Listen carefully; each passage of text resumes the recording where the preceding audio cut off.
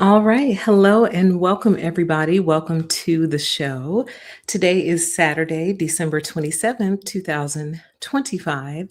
You are now watching Permission to Exist.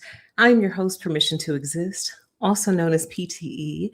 And it is good to catch up with you guys before this year is over.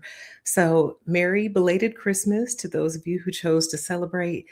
To those of you who held out this year and didn't give in to the whims of capitalism, congratulations. And welcome, everybody. Welcome to the show. For some reason, I can't see you guys' comments. Oh, here we go.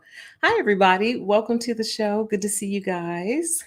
Good to see you all. How was your Christmas for those of you who chose to celebrate? I hope it was good. I chose to kind of withhold from capitalism this year, and I'm very, very proud of myself. I think it went very well. So, welcome everyone. And whatever you decided to do, I hope it was what you wanted to do and that you enjoyed yourself. Happy holidays to you too. Goodness, goodness, goodness. We have so much to talk about, y'all. I just I feel like every time we reach a level and it feels like this threshold can't be crossed, the threshold, in fact, gets crossed somehow. Um, Somehow it crosses the barrier. I'm trying to figure out. I cannot see you guys' comments over here, and it's driving me nuts. It's so weird. Um, I think I know why. Let me see if I can fix it. That's why. Okay. Boom. Boy, this technology. Sometimes it's your friend. Sometimes it is not your friend. So I'm gonna have to watch the comments from this side. Dang. Okay, that's fine. Welcome, everyone. So, welcome back to the Sick and Dangerous Men series. This is an ongoing series we've been doing for a couple of years now. Those of you who've been with the channel for a while know that I've always talked about issues uniquely facing women because I feel like for many, many decades, those issues were downplayed successfully too, because for a very long time, we didn't have things like the internet and social media to communicate with each other. So we didn't have the opportunity to tell each other what was going on. Like everything we discussed was kind of in our very small social circles. And that was it. So now we're able to share stories across zip codes, regions, time zones, countries. And what women are finding are very similar experiences, no matter who they are and no matter where they come from, right? So it's kind of where this series was born out of, because this is more than, oh, women like makeup and men like sports. This is more than differences in gender preferences and what the different sexes do, what they like and don't like, and different ways they don't get along. This is so much more than that. And it's significant and it's costly. And for some reason, greater society is like kind of like trying to look the other way. They're trying to pretend like they don't see it or that it's some other issue going on. For example, the last installment we did, we covered the story of the woman coworker who was unalived by her male coworker just because he didn't like her. And he was like 40 and she was like 20. So that goes beyond men are from Mars, women are from Venus. That goes well beyond that. And it's getting worse, you guys. And we're going to get into it. I don't want to get too far ahead of myself. But as I do with every installment of this series, I like to remind everyone why we're doing this series at all. So the last time we did this show was about 3 weeks ago. So this is what has happened in the 3 week period since we last met.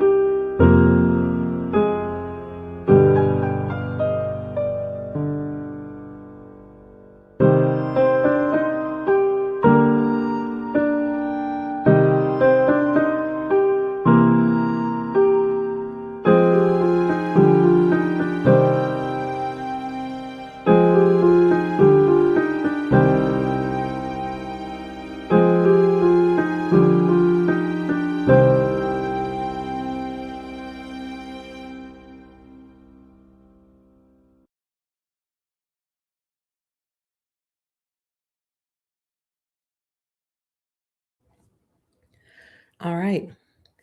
So, as usual, more stories to add. We're probably in the hundreds at this point. And the last story that I showed, the one with the former college football head coach, we're going to talk about him some more because he's really the one that kind of inspired tonight's theme, which is liabilities, and how so many men end up being liabilities to the ones that love them the most. I don't know if you guys caught the stories that were in there of the sons unaliving either a parent or the parents. There was one in Georgia, I believe it was, 31 years old. They let him move back in with them because he was having a tough time out in, the world, the market, the job force. It happens a lot. I think they've even done studies on it of actually he's not millennial. I don't know what he is. He might be an early Gen Z, but it doesn't matter. 31 years old. That age bracket basically is the number one group returning home, basically, because it is hard. And yeah, it would be when rent is like $2,000 a month and it's almost impossible to buy a house. So I'm not judging him because he had to go back home. But the reason he unalived his parents is because he wanted to be alone, is the reason that he gave to the police anyway. He wanted to be alone. So his mother and stepfather had gone out to celebrate either a birthday or an anniversary. I'm not sure which one it was. And when they returned home, he removed them from this earth because he wanted to be alone. Then you have the high profile story of Rob Reiner and his wife and his son whose name escapes me. I think is it Nick? Is Nick the son that did it or was it the other son? I can't remember. So please forgive me, but similar situation. So as you follow up on that story and as you look into that story, they had sent this young man, well, not young anymore. How old was the son? I can't remember that either. But they had sent their son to rehab 18 times. Oh, it was Nick. It was Nick. Okay. Um 18 times.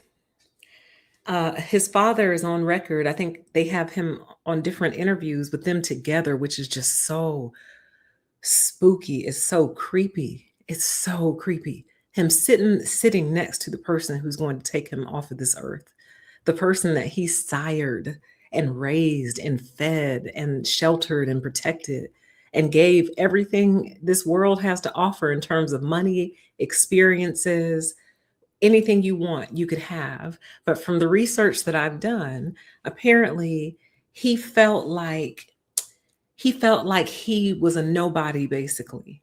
So here's his dad. His dad is this famous director. He's directed all these classic movies in Hollywood.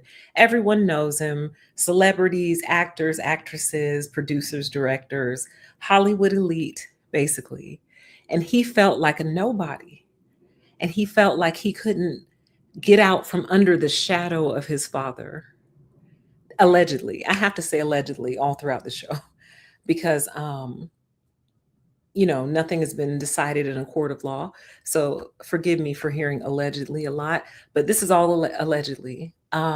He felt like he couldn't get out from underneath the shadow of his dad. So your solution to that was to remove him from the planet and your mom? And I imagine that if the sister had been home or the other brother, he probably would have gone ahead and removed them as well. Like, y'all, this is beyond arguing over who pays the dinner bill. This goes beyond 50-50 and who does the chores in the house. We are dealing with a serious, serious, serious problem.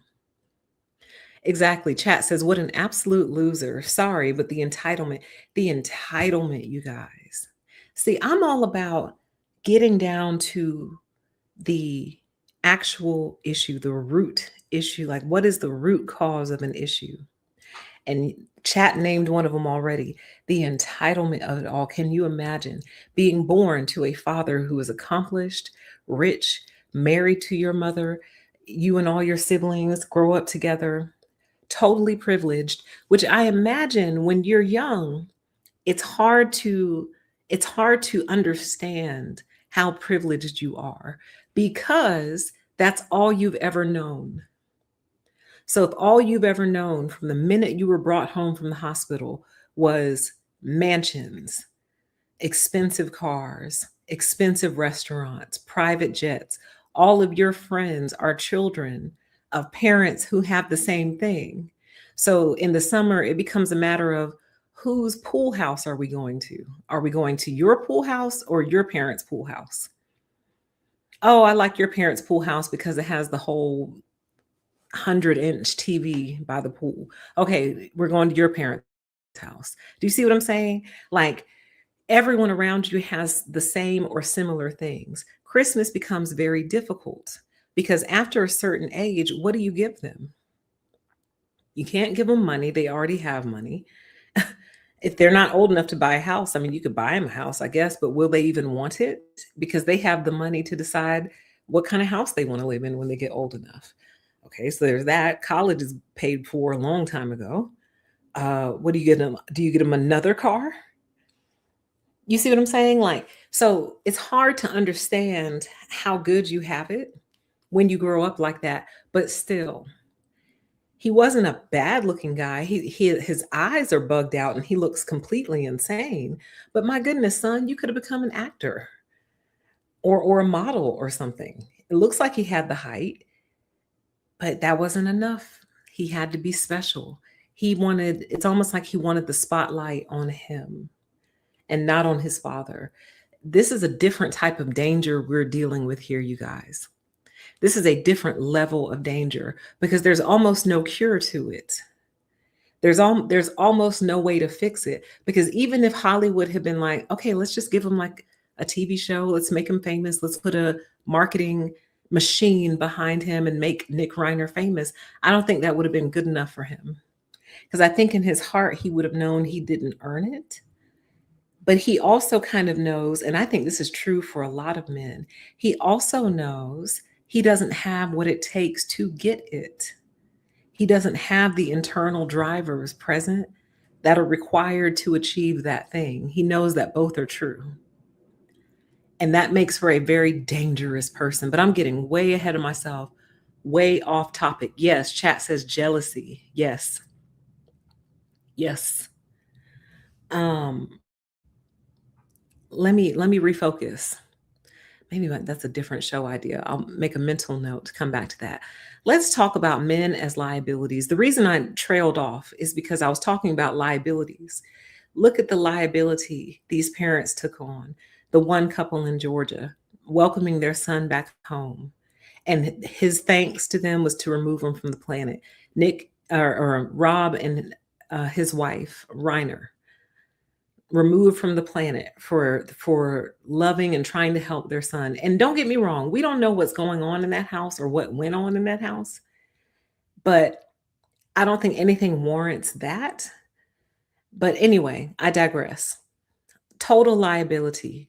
Um, the woman, I know you guys just heard about this one. The stepdad took out his wife and fired upon the stepdaughter and hit her, but she lived though. And then he took himself off the planet. Total liability. And what's crazy about it to me is that they've been liabilities the whole time. It was just like it finally came time to pay the piper, right? Like it's almost like living in a house that's condemned. And sure, it didn't collapse today and it won't collapse tomorrow. It may not even collapse this year, but the house is condemned and it's going to collapse. That's why it's condemned, because it's not safe to live in now or in the future. We just don't know when. We don't know when everything that's wrong with it is going to come together for that moment where it finally collapses on you and you're inside. That's why we didn't want you to live there. It's like a ticking time bomb almost. But let's dig deeper into this concept of liability. So what is a liability? A liability is a disadvantage that hinders success. A liability is a subtraction. It can be a commitment. It's a costly obligation. When you have a liability or when you're liable for something, you're legally accountable for yourself or for someone else's actions. For example, just using housing as an example, when you're renting a house, your landlord primarily is liable for that house, primarily. Yes, you have your own set of responsibilities, but ultimately, it's the landlord's obligation, it's the landlord's liability, right? If you move out and they can't get someone else to move in behind you, well, they still have the liability of the mortgage. You're legally accountable for yourself or for someone else's actions. A liability is something that pulls future resources from the past. So you don't have to pay today, but you'll pay tomorrow. A liability is something that requires you to give up time, money, energy, or attention, or something that has the potential to have you giving up time, money, energy, or attention. Some liabilities are obvious and others are hidden or time based, meaning they are not a liability today, but they will be a liability in the future. Okay. And that's kind of where this show lands. It's this concept of so many men being or becoming liabilities to the women and children in their lives. There's many reasons that I'm single, but this is one of them, y'all, because when I do the math, what I come to the conclusion of is that for me, most males are going to be too great of a liability to me. They're going to pose too great of a liability to me. When I kind of review all the women that I know, family and friends, and I review the men in their life, right? Just kind of like a mental exercise, there's very few, if any, that I can think of that weren't liabilities to my female friends or family members. Very few. Like that is the exercise. Try to think of one of your female friends or family members who has been in association with a male, and which one of those males were not liabilities to her life. That is the thought exercise. And I'll pass that on to you. Something for you to think about through the weekend. Review the women in your life, and then review the men that they've been associated with, and then ask yourself, was this man an asset or a liability? Asset or liability? Asset or liability? And what you will find more often than not is that the men in the lives of the women you know have been liabilities. They have not been assets. And a lot of these men can derail a woman in only a way that a man can. It is very uniquely structured to interaction with men. They can derail your life. It's crazy, y'all.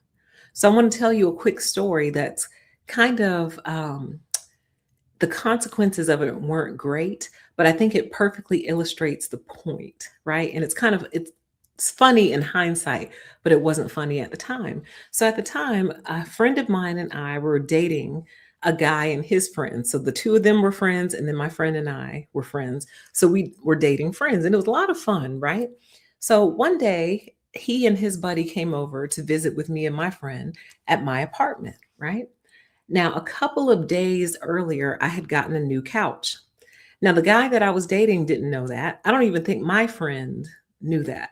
It was just one of those things like, hey, I need a new couch, went and got a new couch. It wasn't something you broadcast to everyone, right? So it was part of the reason I was excited to have them over because I'm like, oh, cool. I got my new furniture. The house looks cute, blah, blah, blah, whatever. So they come over and we had all been out. So we had been drinking a little bit. And they come over, and the guy that I was seeing, as soon as I open the door, he runs into the living room, basically launches himself onto the couch, boom, hits it, and you could hear the snap, right?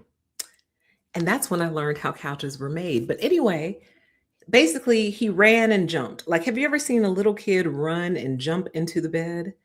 Same thing, except this guy was what, 6'4"? Probably 215, 220, something like that, maybe 200. I don't know.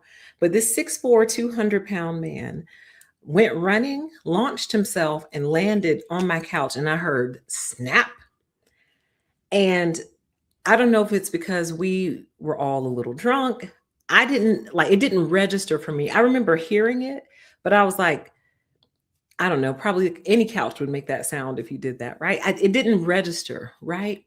It wasn't until later, a couple weeks later, when I was cleaning my living room and I flipped the couch to kind of get under it, and the entire beam was broken. There's like a beam that runs underneath your couch from end to end. A wooden beam snapped completely in half. And I remember thinking, wow, he broke my couch, my brand new couch. And I don't think it was deliberate. I don't think it was malicious. I don't think any of us thought that a couch could even break. You know what I mean? But I share this story to say that even when they're not trying to be liabilities, they are. Here I am, this brand new sofa, so excited about it, so happy about it. I invite some friends over, and within days of me having it, the mail that I was dealing with breaks my couch. So I had to keep that couch because I didn't have money like that at the time.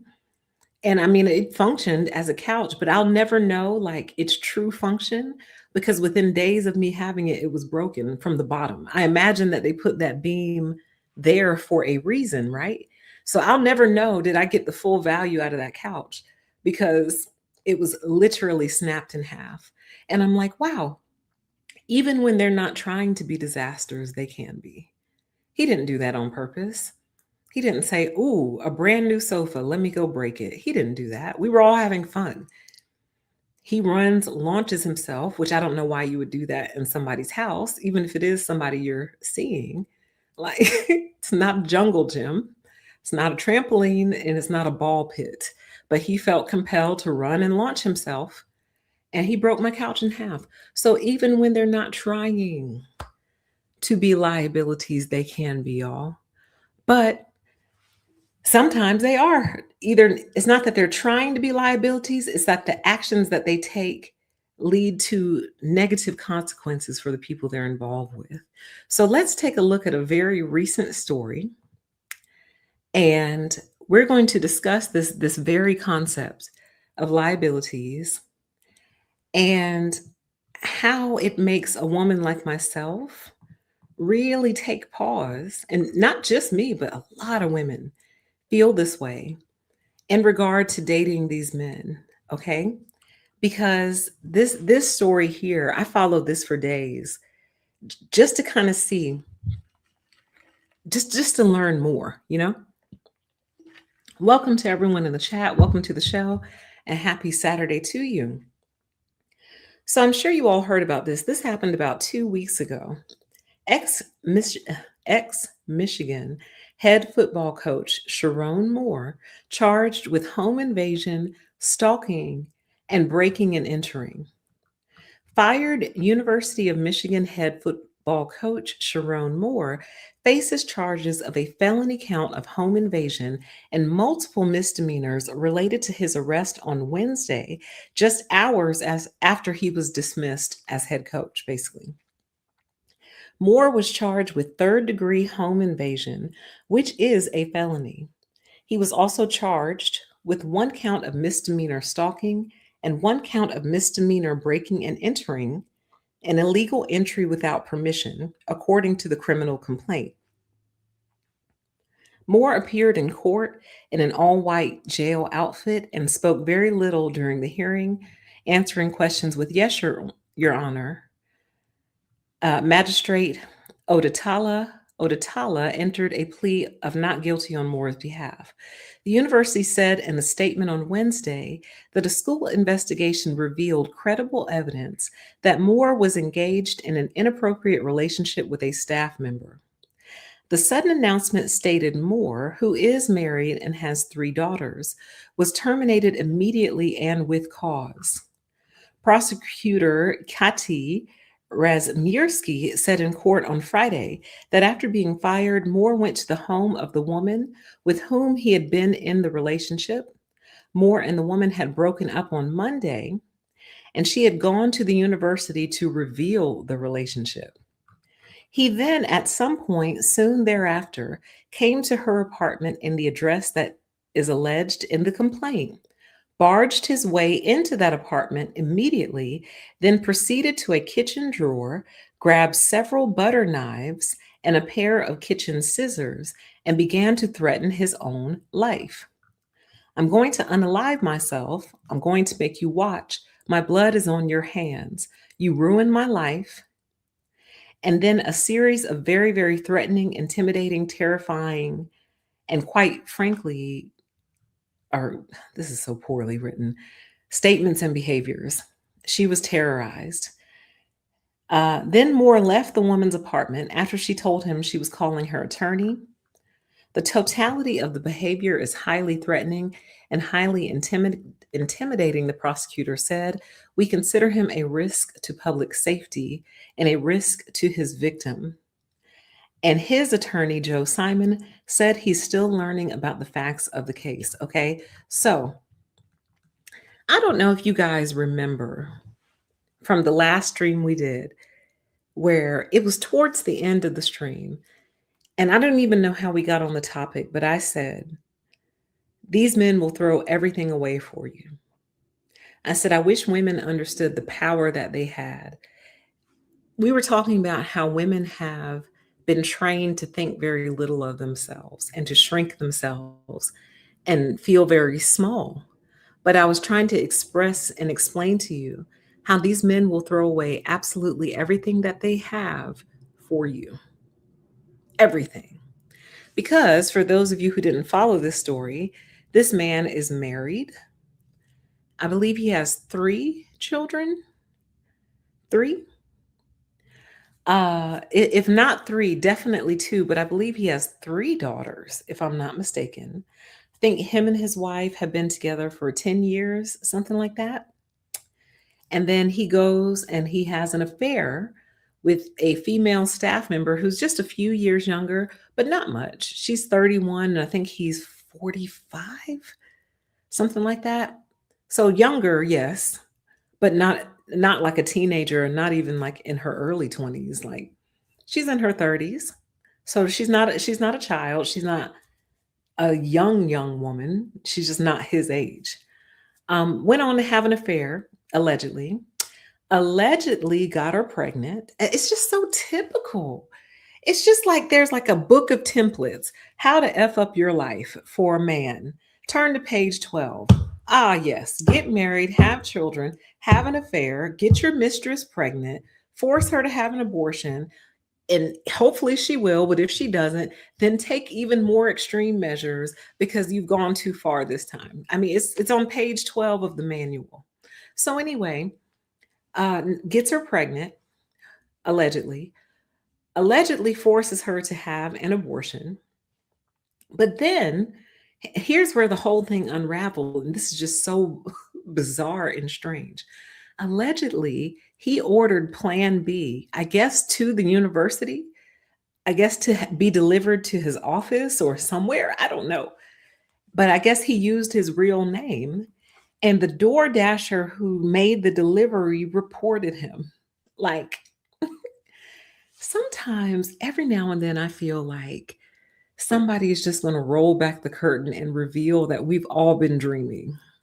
Like we've all been like in this really, really deep dream state. And somebody's going to wake us up any day now. Because it just feels like one of those weird dreams where it all makes sense until you wake up. And then you go, okay, that's why a DoorDasher delivered Plan B and turned him in and got him fired. And then he went to his mistress's house because we were dreaming. Of course. Like, chat says a nightmare. So, anyway, allegedly, he ordered Plan B to the university. The DoorDasher recognized the name, recognized what they went to pick up and what it's for, and I guess told on him.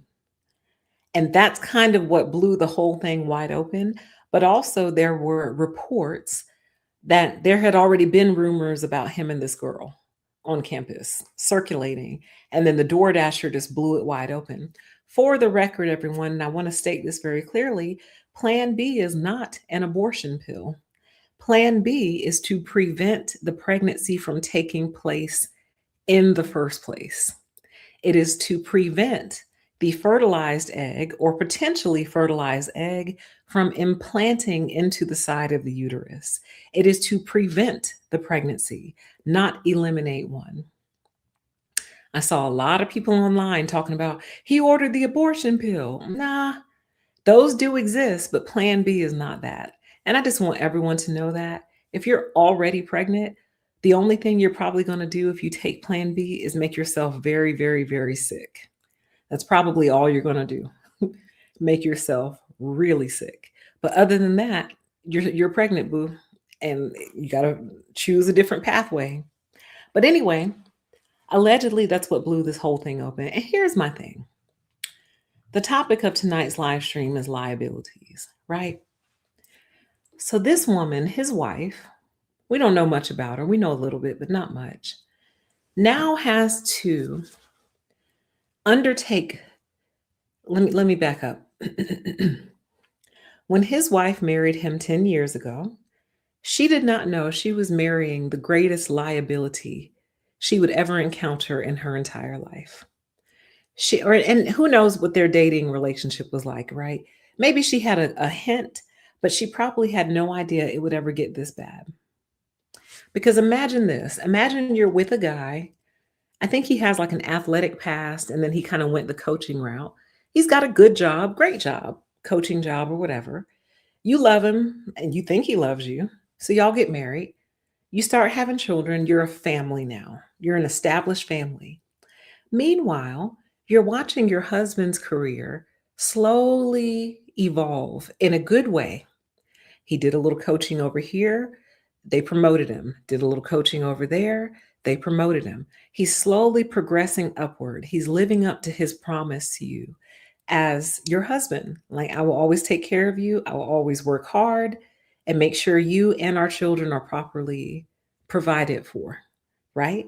And you're watching it unfold very slowly. A little success over here, little success over there. You're thinking to yourself as his wife, wow, I got one of the good ones. I married one of the good ones. Look at my man go.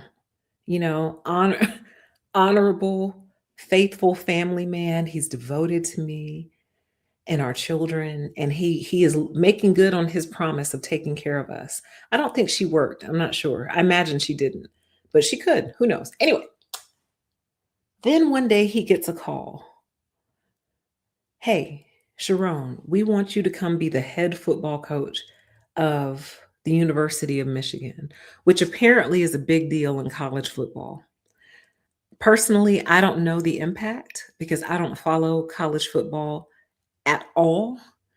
I know there's big teams. I know there are some like really serious major college football organizations, and I'm guessing this is one of them because the reaction that people had online to all of this, one of the reactions was just such extreme disappointment because in addition to him getting this role, which is hard to get, I think he was the first Black head football coach at the University of Michigan? Was he the first one or the second? So he also made history in that respect as well. Like after all these years, we finally have a Black head football coach at University of Michigan. And the chat says that he also had a winning team. Yeah, were they undefeated? Something like that. So this is all background context. You're the wife. Your husband gets the phone call. He's going to be the head coach for the University of Michigan. And not only that, his contract was what, $6 million a year? Something like that. As the wife, you got to be thinking you hit the lottery. You got to be thinking, wow, I got a good man, good husband, good father to my children, and he's successful in his career. Life is great. Life is perfect. Couldn't ask for any more. Who could ask for more than that? Right? And then in one day, y'all, all this happened in one day.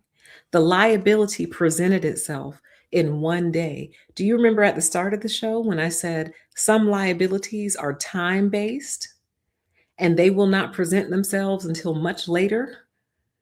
This is going to be a perfect example of what I'm talking about because he wasn't a liability back then. Well, he was, and I'll tell you why in a minute. But the true nature of how great a liability he would turn out to be would not reveal itself until many years down the line after so much had already been invested. In one day, he lost his head football coaching job. And as if that weren't bad enough, he didn't get arrested because he got fired. He got arrested because he broke into his mistress's house, allegedly, and threatened to unalive himself and her and make her watch, basically. That's why he got arrested. And then if that's not, if that don't beat all, then all of this news hits the public airways all in the same day. So now this woman, which she was spotted out with him a few days ago, so maybe she's the ultimate pick me, who knows. But she has to navigate this now. Now she's going to have to figure out how are they going to feed their children because he might go to jail. Who knows? He might just get probation. But either way, it's going to be very, very, very difficult for him to find a job now. Somebody will, he probably has a future in right wing media, to be honest with you, but that's a different conversation. Somebody will scoop him up in the future, but it's not going to be $6 million a year. A year, you guys. $6 million a year to have an affair with a staffer. That's how much it was worth to him. There's the price tag right there. How much was that affair worth to him? $6 million a year. So if you ever think that you're not valuable, this chick was average looking, just an average looking girl, $6 million a year. So if you're an average looking woman, you should think to yourself, well, hell, I'm worth at least $6 million a year. If you're ugly, probably at least a good 1 million a year. If average can fetch 6 million, ugly can surely fetch at least 1 million. So don't ever be down on yourself, is what I'm trying to say. But anyway, he proved himself to be a massive liability later in life. You see? So, as a woman who is unfortunately attracted to men, how can I get into a relationship knowing that the potential for him becoming a massive liability to me later on down the line is massive?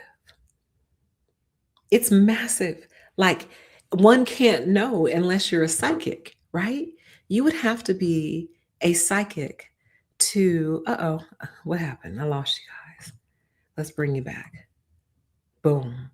You would have to be a psychic to know 12 years and 33 days from now, he's going to embarrass me so bad that I'm going to regret the day that I ever met him. You would have to be a psychic to know that. And most people are not psychics. They're not psychics. Okay. Um, so that's one of the more public examples of how these men can be liabilities to you. And I think all women should frame it up that way. And I'm trying to decide, do I want to do this article next? I think I should because it's making me laugh. Let me do that. We'll cover a few more points and then we'll get out of here. Okay. So, welcome everyone to the show. So, thinking about this through the lens of a liability, which is the opposite of an asset, women taking men into their lives in any way can turn out to be a massive liability to that woman.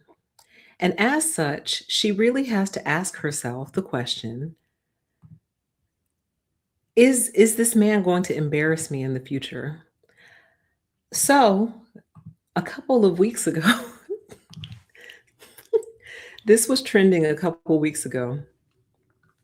And I'm so glad because it really is the perfect complement to this show's theme. Chat says, do you think men are more careless now than ever before? That is a hard question, but I want to say yes. To answer your question, yes. But the reason it's hard to answer is because I almost feel like they've always been like this. And it's just more apparent to us now. I think it's more apparent.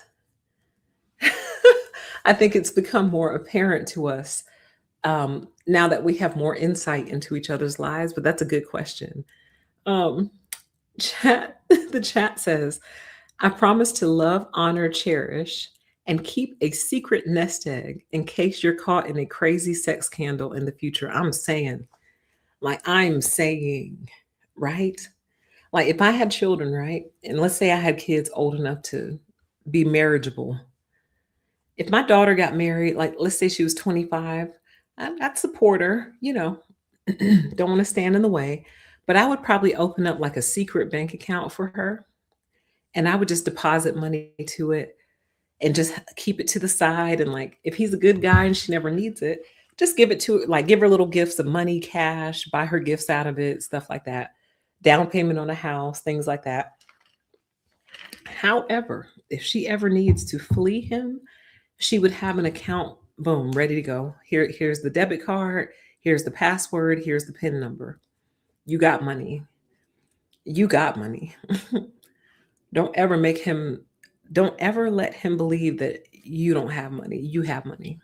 If you have a mother, you have money. I'm sorry, I have to deviate really quick. This is one of those true crime stories I was watching on YouTube one day. And long story short, uh, there was this woman and her mom had a lot of money, right? So while her mom was still alive, the woman met this guy. And the mom from day one didn't like him. She didn't like him. She didn't trust him, right?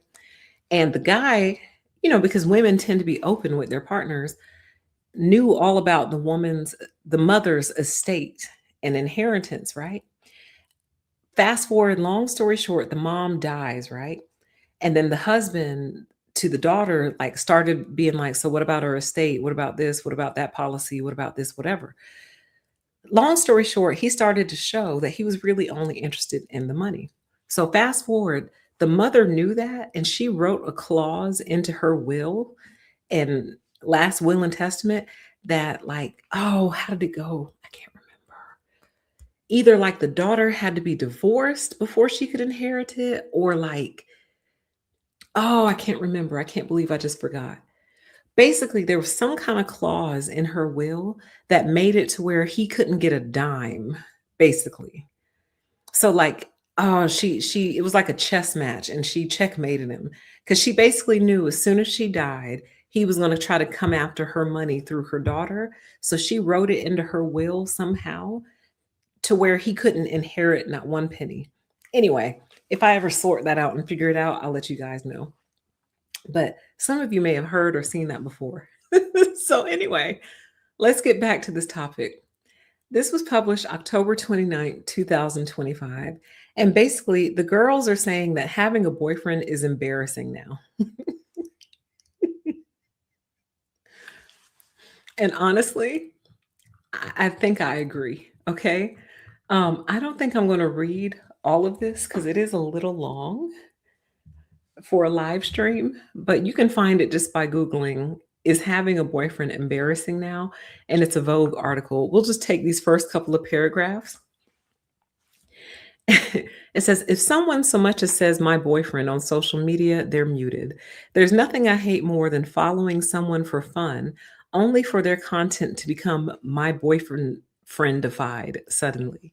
This is probably because for so long it felt like we were living in what one of my favorite Substackers calls boyfriend land, a world where women's online identities centered around the lives of their partners, a situation rarely seen in reverse.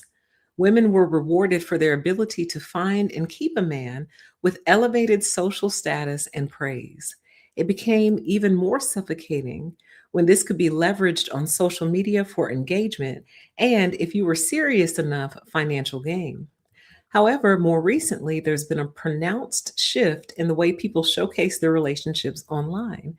Far from fully hard launching romantic partners, straight women are opting for more subtle signs, a hand on a steering wheel. Okay. A hand on a steering wheel, clinking glasses at dinner, or the back of someone's head. On the more confusing end, you have faces blurred out of wedding pictures or entire professionally edited videos with the fiance conveniently cropped out of all shots. Women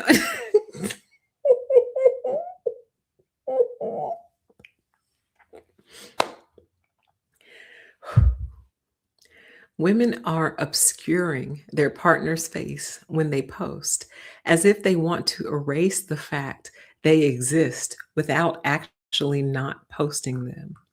So, what gives? Are people embarrassed by their boyfriends now? Or is something more complicated going on? To me, it feels like the result of women wanting to straddle two worlds, One where they can receive the social benefits of having a partner, but also not appear so boyfriend obsessed that they come across as quite culturally loser ish. They want the prize and celebration of partnership, but understand the norminess of it. In other words, in an era of widespread hetero fatalism, women don't want to be seen as being all about their man, but they also want the clout that comes with being partnered. But it's not all about image. When I did a call out on Instagram, plenty of women told me that they were, in fact, superstitious. Some feared the evil eye, a belief that their happy relationships would spark a jealousy so strong in other people that it could be the end of the relationship. Others were concerned about their relationship ending and then being stuck with the posts. I was in a relationship for 12 years and never once posted him or talked about him online. We broke up recently, and I don't think I will ever post a man, says Nikki, 38. Even though I am a romantic, I still feel like men will embarrass you even 12 years in. So claiming them feels so lame. Listen, this was posted back in October, and literally, didn't we just get through talking about this with the head football coach? 10, 12 years into the relationship, he's embarrassed this woman and his children, by the way. The only thing working in their favor is the fact that people forget things, and the fact that by the time those girls are old enough to really truly understand the impact, something else will have happened to totally overshadow it. And then eventually it'll get buried deep down in the internet, and most people won't remember anymore. That's their only saving grace, that people forget and other things come along to replace what happened. But she's right. Like, long time ago, I was like, if I'm dating someone, I'm not going to post them online unless we're engaged or getting ready to get married. But even that feels, or excuse me, engaged or married. But even that feels risky because I've seen people do that, y'all, in my personal friendship circles. They'll post the picture, the ring, him kneeling, and I'm like, my first thought is, oh, she's dating someone. Well, good for her. It looks like they're happy and she's getting ready to get married. That's awesome. And then a couple weeks go by and you're like, I wonder when the wedding is. And you go to their page and all those pictures are gone, honey. Every single one. The engagement photo is gone. The kneeling photo, the happy couple photo, all those pictures are gone. And it's in poor taste to ask, like, what happened? You just kind of know.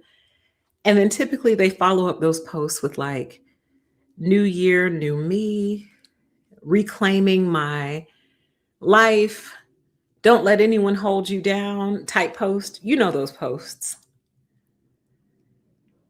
Don't let anyone redefine who you are. It's like, okay, got it. Got it. He embarrassed you. Got it. Like, but they're embarrassing though. So, if nothing else, to the ladies listening to this post, if you've ever been embarrassed by a man and you felt shame around it, you honestly shouldn't because they're embarrassing, y'all. They're embarrassing. That's what they do. So if you've ever actually been embarrassed by one, you really should be less hard on yourself, is what I'm saying. Um, you should go easier on yourself, is what I'm saying. Because I think what we've come to understand is that they are embarrassing. They're going to do something to embarrass you, probably, more than likely in this lifetime. You know, we hope not, right? That's not what we hope for, but it just keeps proving itself over and over and over again. And it's almost starting to seem like you're lucky if all you get away with is embarrassment. He embarrassed you, and that's it. But you walk away with your life. Hopefully, you walk away with your money. Hopefully, you walk away with custody of your kids if you have kids. Hopefully, not, though. So, if a little embarrassment is the price you had to pay for dealing with a male, I mean, I think that's the tax a lot of women have to pay, getting embarrassed by them, right? But just to deviate really quick, this article brings up such a good point because, like, there's a couple of different content creators I can think of who I loved her and her content for whatever the reason was, right? Then she gets a boyfriend or she gets married, and then here he is. Like, why you got to be in every video? Like, like, go make your own YouTube channel. You have to be, oh, you just have to be in every single one of her videos and you got so much to say. We don't tune in to hear you. We tuned in to hear her. Like, we tuned in to hear her and hear her perspective, and here you are. You just got to be included. I don't like that. I don't like it when they just got to be included and like just nose and like weasel their way all up in there. It's weird. And you never know. It could be her saying, babe, I want to make you part of my YouTube channel. I want people to know you're part of my life. It could be her putting on the pressure. We can't say that that's not a possibility.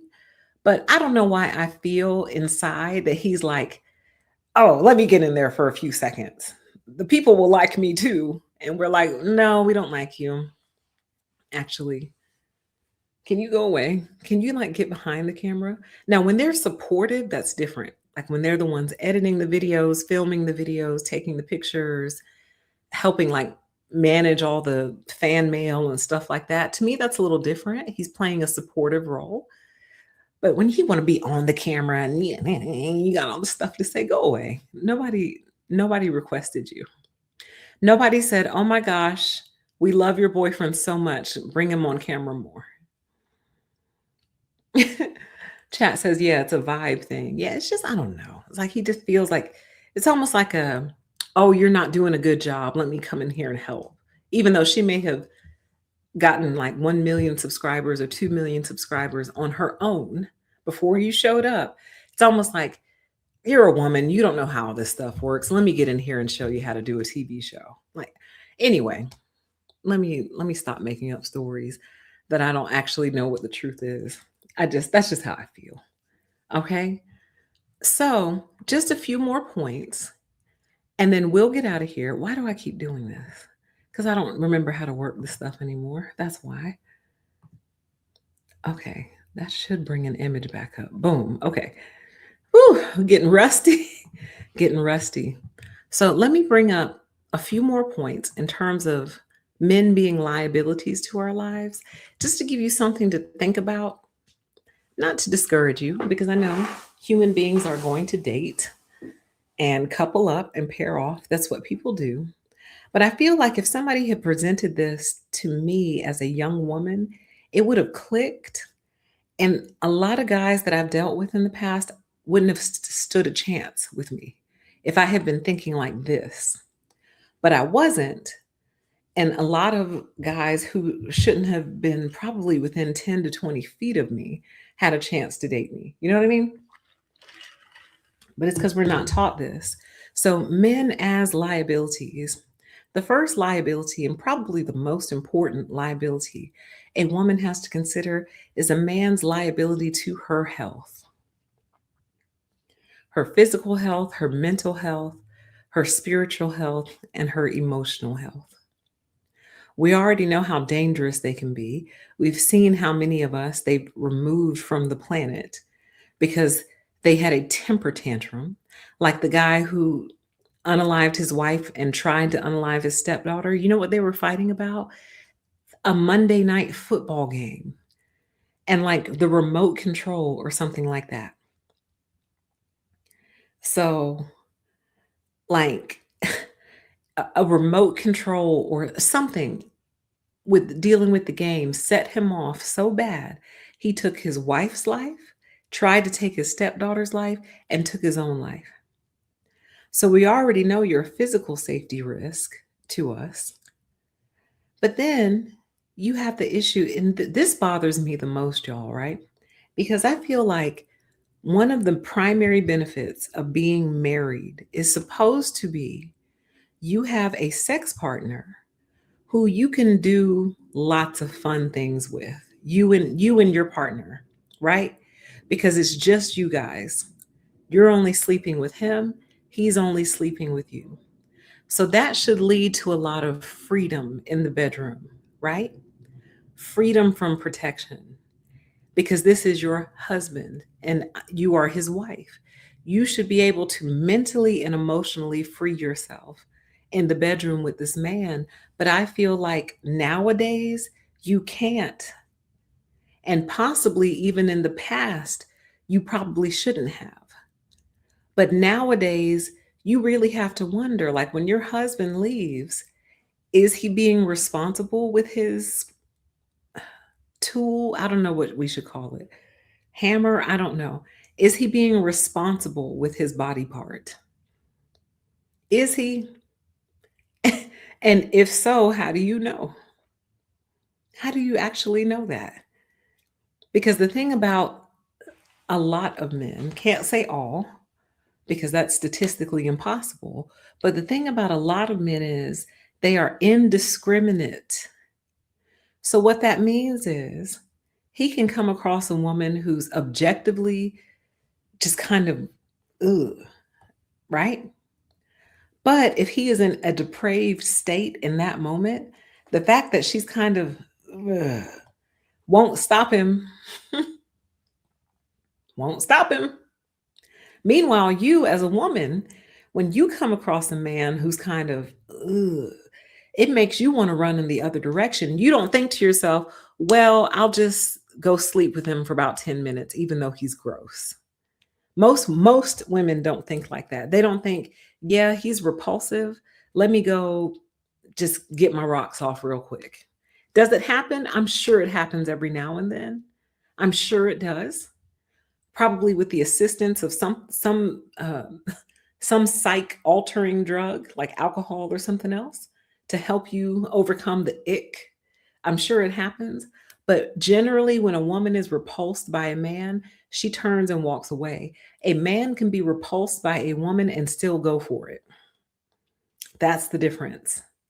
So, that indiscriminate nature, that I didn't plan for this, but I'm going to follow through with it anyway. And believe it or not, y'all, there's a lot of men out there who are easily led.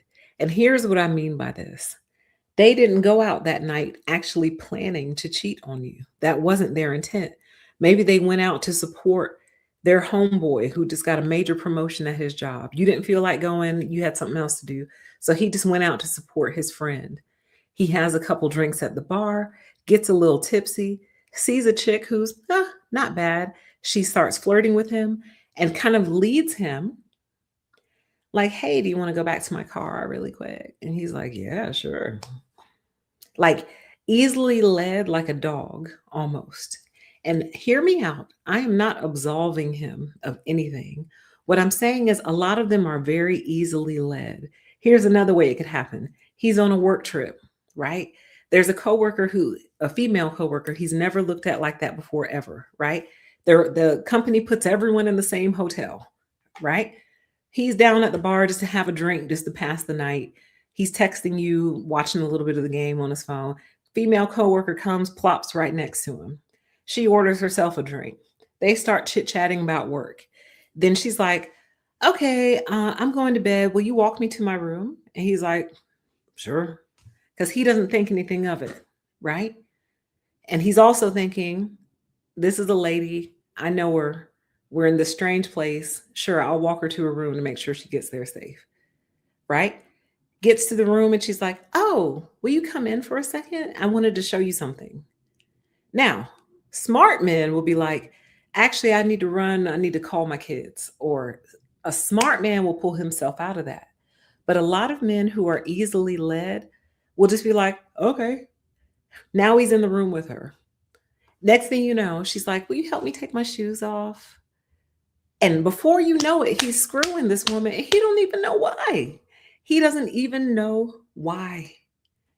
He has no idea what he's doing. And again, I am not absolving him of responsibility at all. What I'm actually trying to do is illustrate how big of a liability a lot of them are. What a huge liability they are, because sometimes they just put one foot in front of the other and then they're like, why am I sleeping with this woman? What am I doing? Just led. Hey, have a drink with me. Hey, walk me to my room. Hey, come in for a second. Hey, help me take my shoes off. Hey, wow, now we're having sex. And it's not he and what I no matter how I say it, it's sounding like I'm trying to excuse him, and I'm not. What I'm trying to illustrate for you is that they are a liability because they are easily led. That's what I'm trying to say. A liability because he doesn't think that far ahead. A liability because he doesn't stop himself and go, wait a minute, let me not go in here because somebody might see me go in here with her and then think I'm cheating on my wife. His brain don't even work like that. His brain is going, my coworker asked me to come in. I don't think she's going to beat me up or like rob me. Let me see what she wants. You know, let me just stop because no matter what, it sounds like I'm trying to make excuses and I'm not. What I'm actually trying to do is illustrate for you how great of a liability some of these men are because they are easily led and they put one foot in front of the other and they just start doing stuff. And it's not until they're done that they go, oh my God, I really just messed up. That is a liability. That's somebody who doesn't think, doesn't pay attention to what they're doing. Let me see if I can frame it differently. It's kind of like someone who you wouldn't trust to house sit for you because they've been known to start cooking something on the stove and then go upstairs and go to sleep. Did they mean to burn the house down? I'm sure they didn't, especially not with them in it. But they're prone to do that kind of stuff. Get distracted, start on one thing and then get distracted and go do something else. You understand? They started the bathtub up so they could take a bath and then started cooking dinner and forgot. And now your upstairs is flooded or you're downstairs. So after they've done this a couple times, you say, you know what? I'm not going to let you watch my house when I'm on vacation because you are a massive liability. You're absent-minded, you're prone to forgetting, and when you do, you cause major problems. That's what I'm trying to say. That's what I'm trying to say. Exactly. Thank you so much. Chat says, PTE, you are explaining, not excusing. Thank you. Because that's really what I'm trying to do. I'm trying to explain. So there's the health liability, right? Then, oh wait, did I even finish that one? I'm looking at my notes. Right. Okay, we talked about that. Then there's the liability to wealth, which this deserves its own standalone show. But the financial liability alone is enough to keep me single for the rest of my life. And here's why. I have witnessed what happens when a woman puts her total financial faith into her man, and it's not good. Because unless your man believes in math, you are screwed.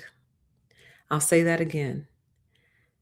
I know women who have put their total financial faith into the hands of their man, and it is not good. Unless your man believes math and believes in math, you are screwed. Okay? Because here's what I've come to learn about men. A lot of men are fantastical thinkers. They're idealists. They are more starry-eyed than most women are. I think women are a little bit more grounded in reality. Men are the fantasy makers. I'm telling y'all.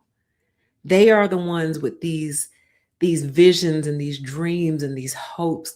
It's them, you guys. And they pull us into their fantasy.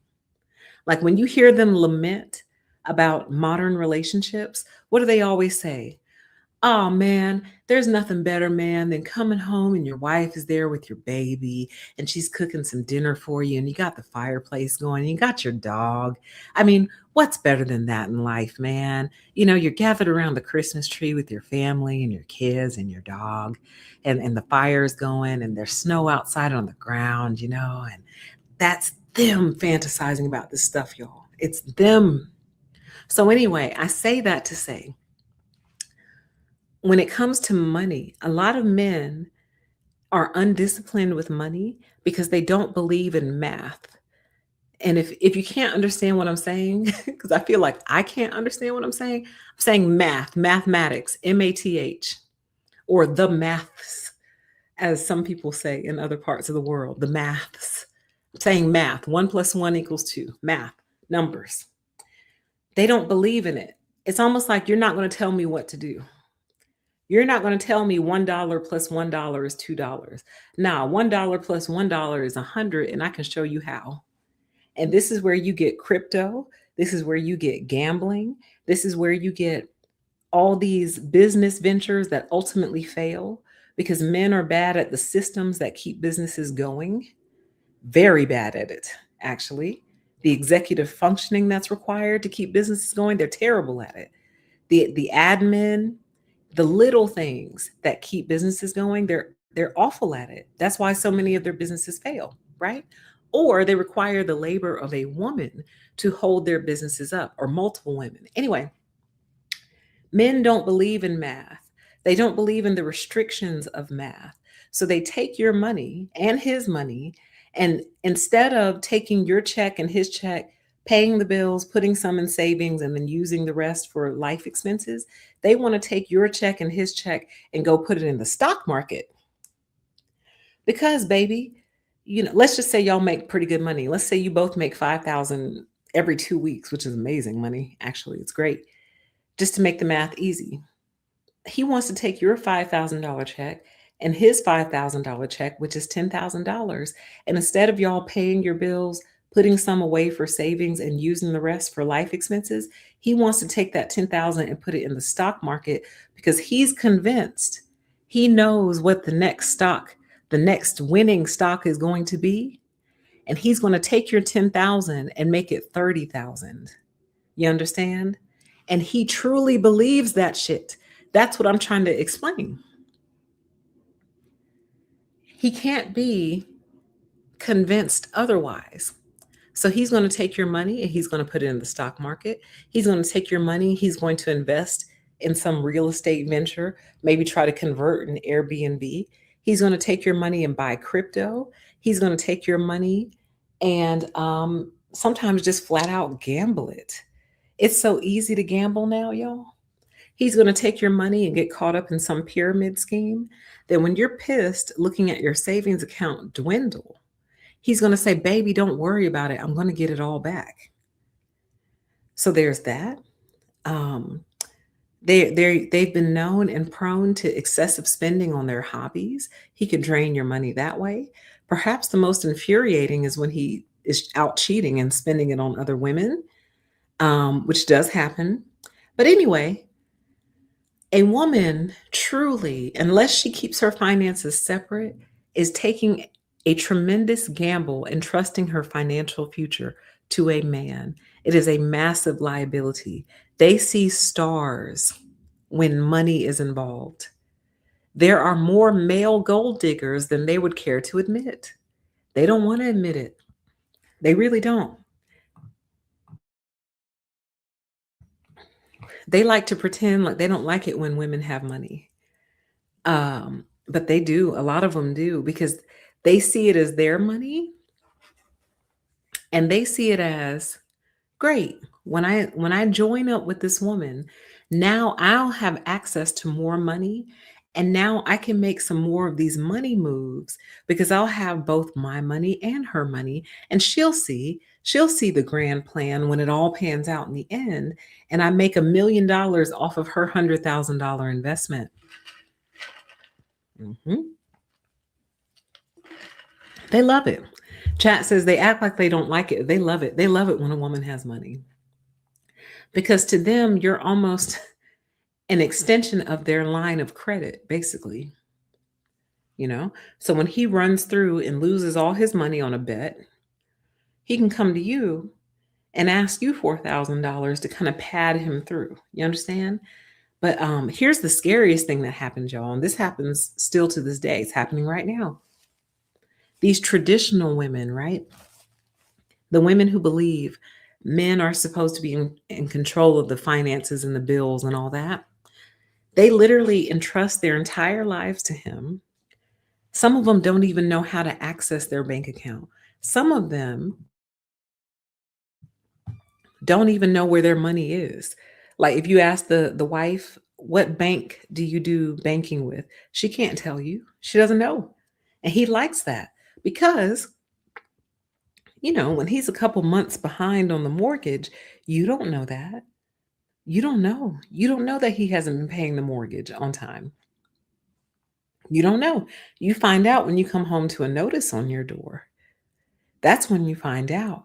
So it's like to entrust your financial future to these men, you are putting a huge chunk of trust into this person to be able to carry you and your family through to the end and make wise decisions through to the end, you know, and trust that when you reach retirement age, your husband has managed the money well enough to where you won't be in poverty in your older years.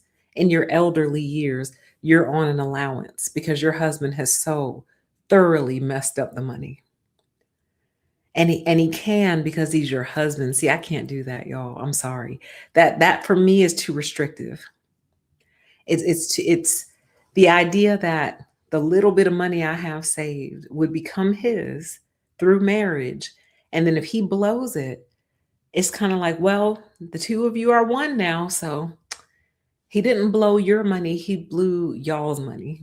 And it's like you just have to sit back and accept it because it's your husband. He blew through your savings, and you have to just sit back and go, well, what's mine is yours, and what's yours is mine. So I guess we're in this together. That's crazy, man. That's crazy. Like, secret credit cards, secret debt accumulating. And his mindset is, I can get us out of this. That's his mindset. I know we're in a deep hole, but I can get us out of this because I'm smart and I'm going to make an investment in AI, or I'm going to make an investment in crypto, or I'm going to make an investment in NFTs, right? I'm smart. So I'm going to dig us out of this hole, and then you'll be happy that you lost 100,000 because I'm going to turn the 100,000 into a million, babe. God almighty, I can't even. I can't even. If somebody had framed it up for me like that, I would have been like, oh, well, then I'm never getting married. Because I even think about it like this, right? Because some of you know I recently bought a house. And I thought about it and I was like, wow, if I got married, unless we had a prenup in place, this house would basically become his. Basically, it would become part of his assets. And what exactly has this man done to earn the right to this house other than marry me and legally acquire it through marriage? But other than that, what has he actually done to deserve even like an inch of grass from the yard? Nothing. No maintenance, no upkeep, wasn't there at the closing table, wasn't there putting down the down payments, paying off credit cards, wasn't there to save the money up to try to make all this happen, wasn't there when I moved, wasn't there when I moved out of the other house and had to clean that house from top to bottom. You weren't there. So just because I meet you this year or next year and we fall in love and we get married, suddenly you're entitled to this house? No, no. Like, do y'all understand it through that frame? Or for those of you who may or may not be homeowners, just think about it in other ways. You may not own a house, but you own other things, right? A car, maybe some jewelry. Maybe some of you are into art, expensive art, purses, shoes, whatever you're into that belongs to you. What would the man coming into your life today have done to earn the right to all of that stuff should y'all break up or should something happen to you? Now he's got all your stuff. Gold, little gold diggers. But do y'all understand what I'm saying though? Does that make sense? Like suddenly he's entitled to your things just because he married you? Yeah, nah. No, no, no, no, no. So we've covered liabilities to health. We've covered liabilities to wealth, liabilities to safety, which falls under health, This has happened a lot in the news recently, but a lot of women have to endure men's risk taking behaviors. So, like, he likes to go hiking, he likes to go boating, he likes to go jet ski, who knows, whatever it is. But he wants his woman to come with him, though. So now you're out on a hike in inclement weather, like happened to that one girl. I know y'all heard about the guy who went hiking with his girlfriend up a mountain in the middle of bad weather and left her there and went down. And I don't know what he did after he went back down the mountain, but he left her there in the middle of a storm and no, she didn't make it. Did y'all hear about that? So enduring his risk taking behavior, you know, speeding with you in the car, suddenly hitting 100 for no reason, just for fun, right? But here's another one that a lot of women don't look at. And this right here is another big blocker for marriage for me. A lot of men are okay with giving you the bare minimum and expecting you to be happy about it. What do I mean by that? I'll give you an example. Let's say you need a new car. You've had your car maybe 12 years, it's time for a new one. A lot of men, especially when they're your husband, would be like, well, let's go down to the used car lot and let's get you a good used car. And you're like, well, I have some money saved up. I was kind of thinking about getting a new car. First of all, the fact that I have to run it by anybody is a problem. I'm not, I'm grown. I'm not running my decisions by you. You're not my father. I barely ran decisions by him. So why would I suddenly start having to run my decisions by anybody? But anyway, long story short, the husband will argue you down to put you into a used vehicle, not because he's fiscally conservative or quote unquote new cars lose their value when you drive them off the lot, blah, blah, blah, but because that's good enough for you. Oh, you don't really go anywhere. You just pick the kids up and go to the grocery store. You don't need a new car. Here, this car is good enough for you. You need a new computer. Where does he go? He goes down to the thrift store or the pawn shop to see if he can get a good used $300 computer and bring it home to you because that's good enough for you. You understand? Uh, maybe y'all don't live in the safest neighborhood ever. And when you express to him, hey, I think I want to move out of this neighborhood, his response is, I grew up in a neighborhood worse than this, so you're fine, princess. Do you understand what I'm saying? Is it starting to become clear? So it's like they want to give you less because not for any real reason other than they don't think you deserve more. It's very hard to explain. So in other words, I would give myself the new car. I would give myself the new computer. I would move out of that bad neighborhood into a better one. These are things that I would do for myself as a given. But when it comes to a lot of men, you don't deserve a new car. You don't deserve to live in a better neighborhood. You don't deserve a new computer. This one's good enough for you. It's like they always want to regulate what they feel like you deserve. Yeah, chat says control via dismissiveness. Yeah, it's like you don't need that fancy stuff. You can use this and it's fine. I hate when this happens to me. When I have this feeling and this thought that I want to express and I'm having a lot of trouble expressing it. But I'll always figure it out when I listen to the playback, always. But it's the desire to give you less than you would give yourself, simply to kind of like low key put you in your place in a way. Like, oh, you don't need Bounty paper towels. Here's some Walmart brand paper towels for you. Like they always want to control your money, but when it comes to what they want, they'll spend money for the new car for themselves, for the new phone for themselves, for the new computer for themselves. They'll upgrade the house for them, but not for you.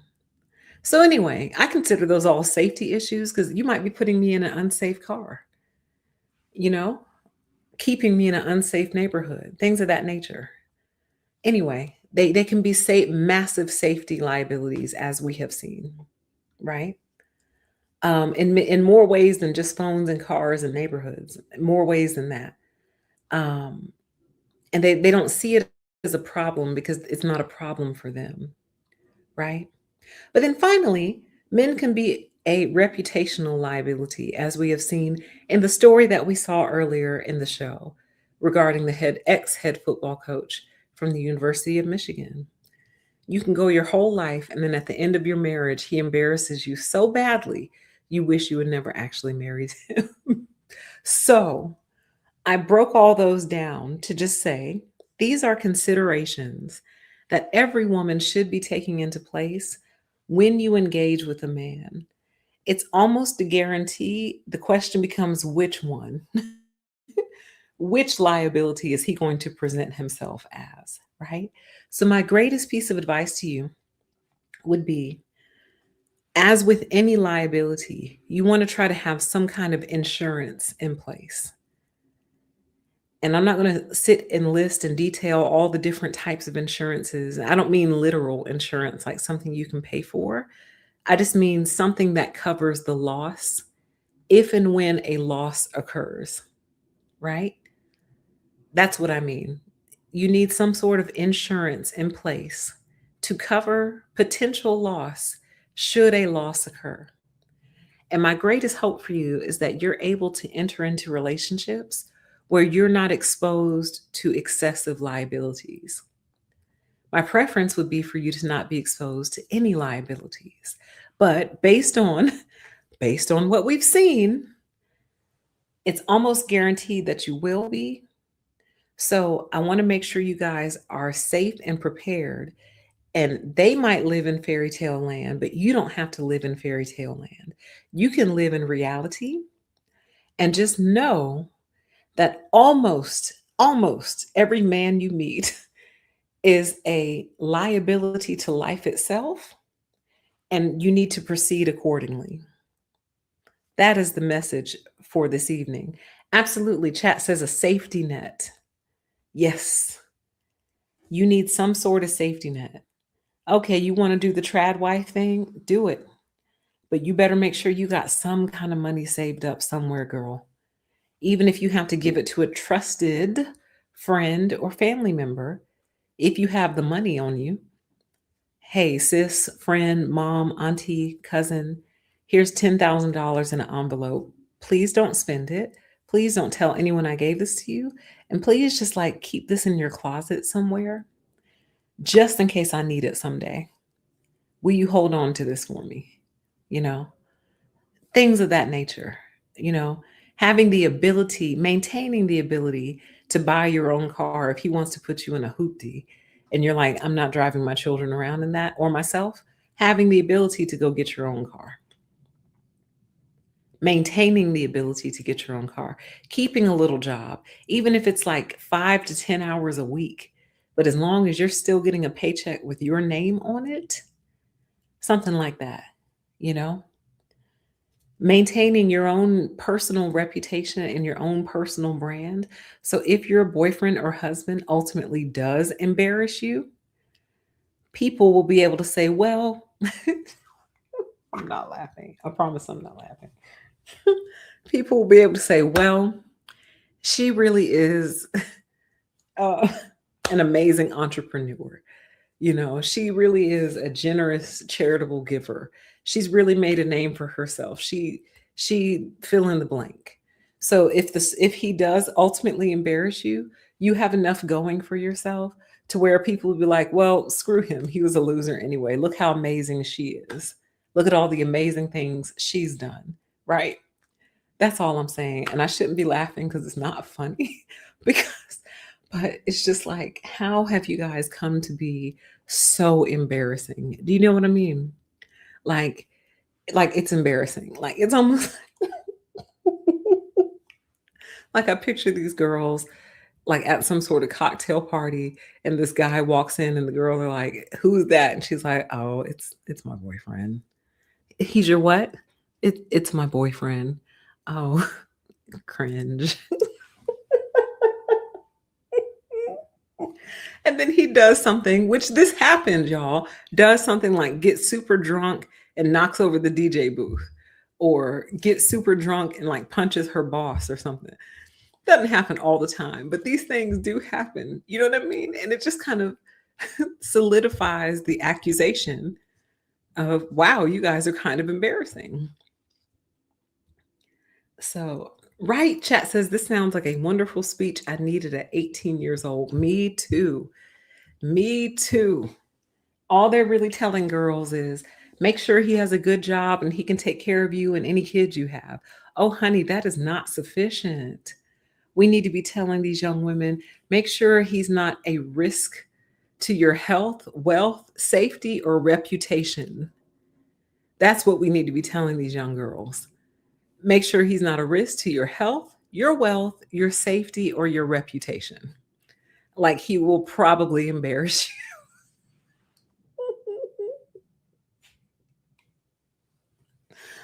Oh my God. Let me get off of here because I'm going to start laughing, and this is not a laughing matter. So I'm just going to check myself in advance and end the show here. But I hope you all got something out of this. I hope this helped you frame all of this in a different way. We're not here to destroy men. We're here to raise men up to their higher calling because men are in a fallen state right now and may have always been, but it's hard to say. So many of them are purposeless, which is bizarre because there's a lot of work that needs to be done.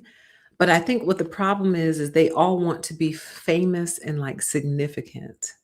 So a lot of men are not okay just being regular people. They have to be irregular. They have to be sensational. They have to be important. And there's only so many important slots available, and a lot of them are filled. So they feel lost without a cause. Whereas a lot of young women, myself included, that's not what I was looking for when I was growing up. When I was growing up, I was looking for stability. So my entire mindset was let me finish school so I can get a good job, so I can stabilize myself. That was my purpose. And then if a man happened to come along during that process, well, great, awesome. Maybe we can build together. But if not, I'm going to build on my own. And I don't feel like anything has been missed because of that. But a lot of men feel like their whole lives are just mistakes. And the thing is, they don't have to be, but they give up so easy. And then they blame women for their shortcomings and their failures. And we are bearing the brunt of that. So I don't know, man. This is the purpose. The purpose is to try to save women and girls and children from the disaster that men have become, and for the men who are able to actually bring them up and try to raise them up before they destroy the whole entire world, which is what they're doing. So, with that, I hope you all have a wonderful evening. If we don't speak again this year, Happy New Year to you. And we will touch base in 2026. Okay. Take care. Have a great weekend. And I'll talk to you soon. Bye.